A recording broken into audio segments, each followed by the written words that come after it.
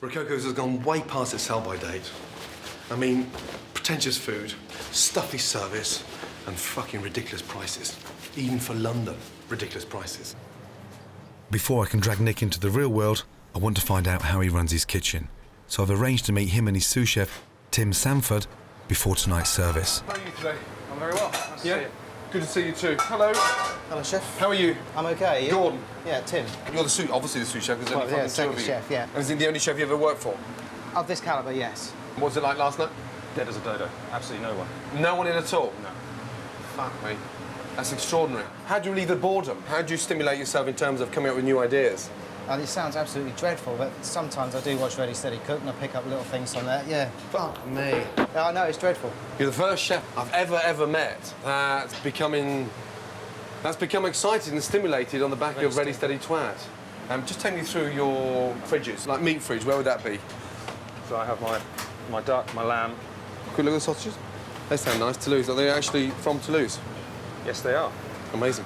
This is basically fish trimmings, scallop corals for fish soup, rice pudding, Madeleine mix. Christ. Nick's fridges are packed with the best ingredients, but no one's coming to eat it all. Is he mad? You have the most extraordinary ingredients, you know that? And if you don't sell it, you eat it.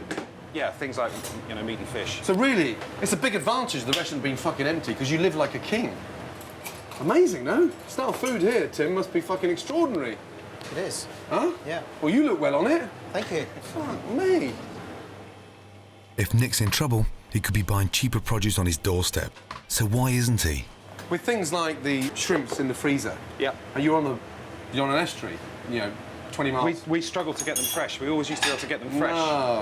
Seriously. You mustn't forget, I have been doing my homework. Yeah. I've been here, I know how many boats are still active. The fisher fleet's I can tell you what they caught on Saturday, I can tell you what's in the market tomorrow morning, trust me. Okay. Oh, fuck me. I get the feeling Nick's having me on. He's in cuckoo land. Everything has to look immaculate with the best of cheese and the best of sausage and the best of rack of lamb.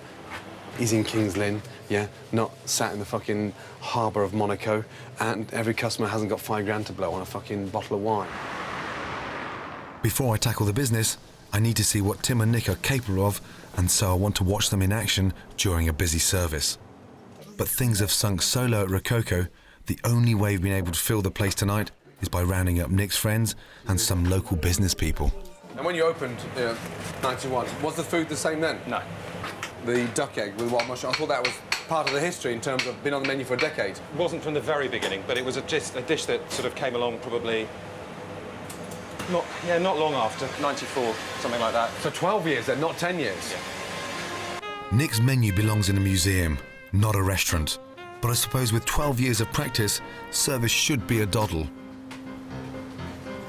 Baby veg is such a throwback to the 90s, but Nick's obviously very attached to them. Okay. That's finished. Yep. Yeah. Well. Have one. Is this slow or is it me? Is this normal pace of service? Yeah. Nick's so busy primping and preening, he seems to have forgotten the whole point of being a chef, feeding your customers. Sorry about the delay, guys. That's all right.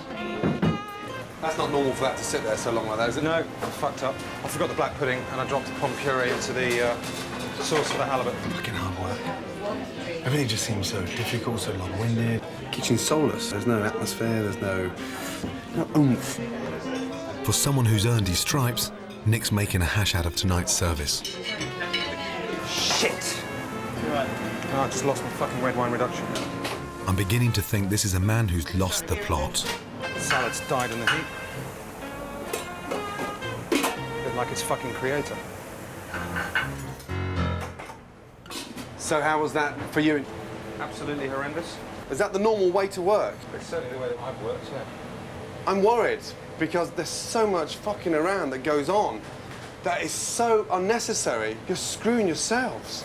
Painful. It's like open heart surgery without an anaesthetic. It's fucking piling crap on top of crap and using crap on crap.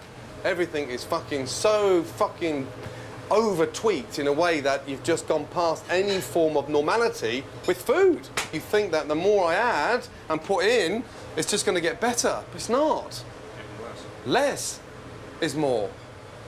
He ran up to every table and said, "Hello, my name's Nino."